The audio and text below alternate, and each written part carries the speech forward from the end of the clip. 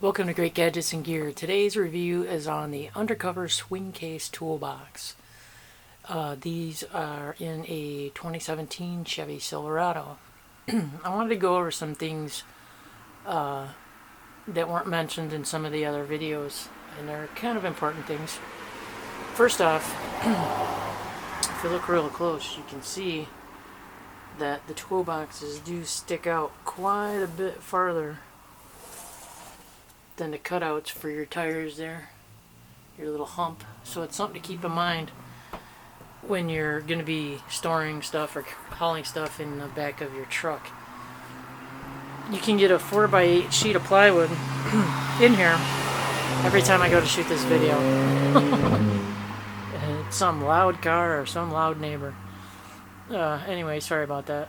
You can get a full-size sheet of plywood in here as long as it is underneath the height of the bottom of the toolbox, which is not a lot of room, so just keep that in mind. But they will fit in there. I fit like 4 sheets in there with no problems. The next thing that's kind of important too is on the hinge attachment, you have a place to put a lock. A couple things to keep in mind. The circumference of the hole is very, very small. This is the lock I ended up getting. You know, I wanted to get some nice heavy duty locks, but they wouldn't fit because you have to worry about the distance too here between the frame to get the hook in there and then the circumference here. So any really high quality locks, they're going to be way too thick, and most of them are really long. I even tried a storage one, which is the real little loop for like storage lockers, but it's so thick it wouldn't pass through the hole. So I ended up having to get these cheap master locks. I guess something's better than nothing, but not by much. Sorry, Master Lock, but those aren't even rated by your company that high for security protection. Anyways, another major point is if you have a bed liner, don't make the mistake I did. Take the bed liner out. Do not cut the bed liner. Because it's kind of a waste. You could sell the bed liner. I plan on getting rid of this bed liner anyways and getting a spray-in liner.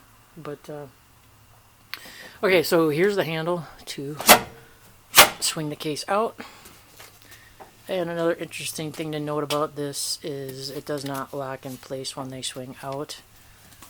And you can see it's hitting the cable for the tailgate, which is good because it keeps it from smashing your lens here. So just another thing to keep in mind.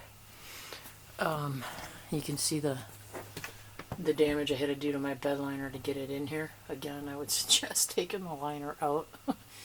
The hardware for the installation, though, it's all metal. It's all really solid, really durable. That I did like. The case itself is plastic. I was a little concerned with that at first when I first bought it. Thinking, boy, if you're a little bit rough with this thing, it's going to break and have all kinds of problems with it. But so far, I've had no issues with it. They claim it can hold up to 75 pounds of gear. I haven't tested that. I've just thrown stuff in there, and so far, it's worked great for me. They also advertise you can use them as coolers, which you can. They do get a little heavy, though, after all the ice melts and it's water. Just something to keep in mind, because it's a little awkward unless you're inside the bed trying to remove these things from the outside. Another interesting thing I just noticed is these grooves here in the bottom. I didn't see anything on the company site about what they're for. They look like you can store something in there because they have a lip that runs around here. Almost like sliding batteries up into them or something, but just something I just noticed just right now. Okay, so then you got a couple of cup holders, I guess, up on top, and a little tray for odds and ends that runs along the top, and then your lock. And the lock here is just a little sliver, little wedge lock. Sorry. So just a little latch, not like the ultimate in security, but it keeps it closed. The seal on mine was a little messed up, so you might want to check it when you install it, before you install it, to make sure it's in the slot the way it should be. Mine is not. So not really sure about how much water protection, but that wasn't the main reason that I purchased this. Again, there's some really good design to try to make it hard, rigid. It comes with a little tool tray for smaller items. It's quite shallow on one side, quite wide on the other side, which I thought, wow, this is going to be a pain to try to put stuff in here because of the weird design like that. And why it's designed like that, I'm not really sure, because if you look, that thing is way above the hump for the tire, the wheel well there. Way above. They could have cut that and brought that down way closer and made these more like a lot of their designs, which are done by computers, so they're like custom fit. So that was kind of interesting. I'm wondering why the company didn't do that, because then you pretty much eliminate the weird design for the wheel well, because they don't go up that high or come out that far. Just something I'm mentioning as I'm seeing it now. As far as, I mean, it seals up nice. Actually, if you fill it up too much, you really got to press down on it to get it to lock shut. And on this side is more of my like maintenance type stuff. Some rope, more knives. Those things are awesome. Some zip ties, some gloves. Keep a lock cable in here for my kayak or my bikes, whatever I'm out playing with, and then just a cheap Harbor Freight tow rope, just in case. I have never had to use it, so I'm not too concerned about it. Tow hand warmers, some tape, funnel. I also have these things. I think I have a video on my channel about these flare alerts for when you're stuck on the side of the road changing a tire. You can stick them right to your car. Jumper cables, a seat so you keep your butt out of the water, emergency gas, 1 gallon,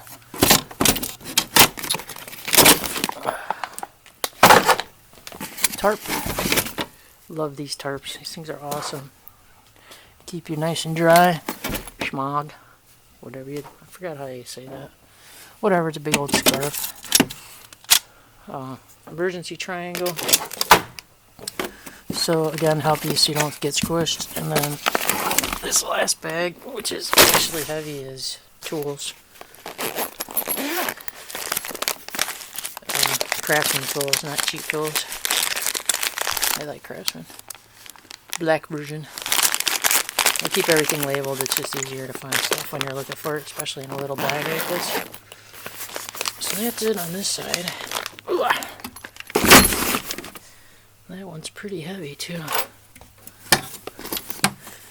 Put the stuff back in here. Wow, it's a little cold out here today. Little cold.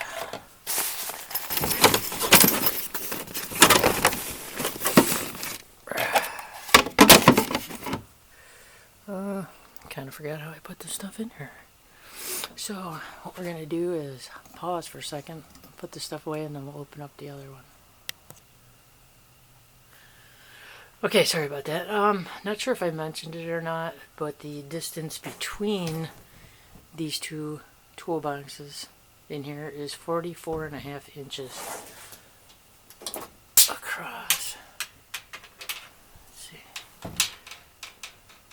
So 44.5 across. So that's how much space you have in between the two boxes, roughly, give or take a few inches.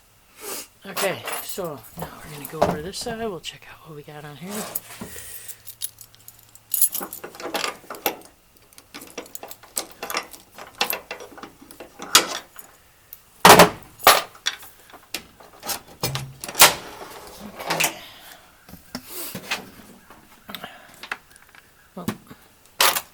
This all locked up. I went to an event in the city. That's why I locked it up tight as a drum. All right. And this side is more of my recreation type stuff. So we have some extra silverware in here. Millennial bar. Dust mask. Never know. Another bar. Random bungee. And then now you get a better look at that tray. It's just a thin plastic tray. Alright, underneath that tray, there's that area underneath the tray. It's kind of separated. Just a little tool pouch. Let's see, I don't know what's in here. These things get reconfigured, not very much.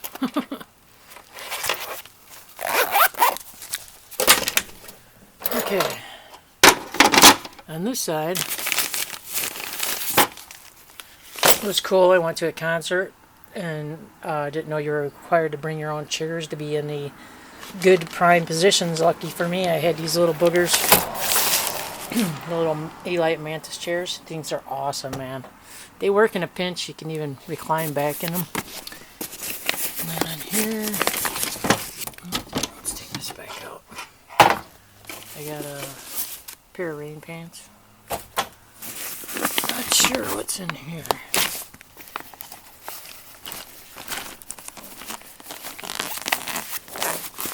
Haven't been in this for a while. Oh, this is my bike tools for my mountain bike.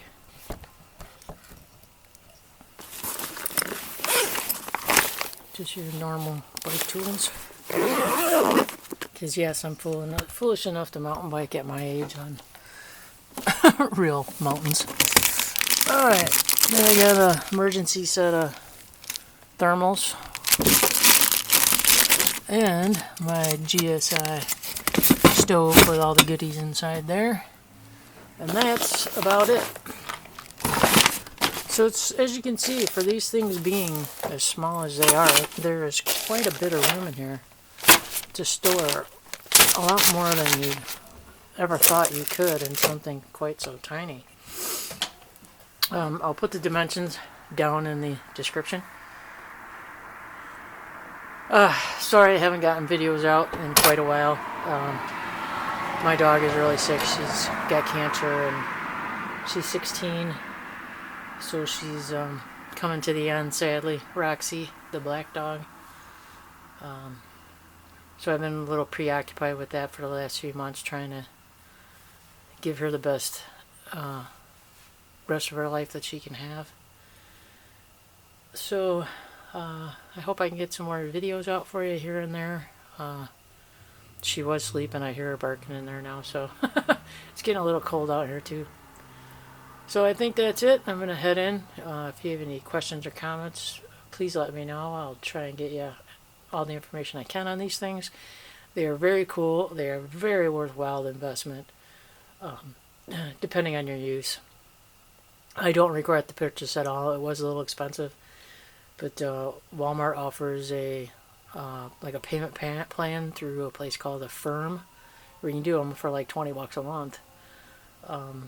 So yeah, if you can afford it, if it's in your budget, totally don't regret this purchase at all. It was one of the best things I bought. So thanks for watching. Stay tuned, and see you in the next video.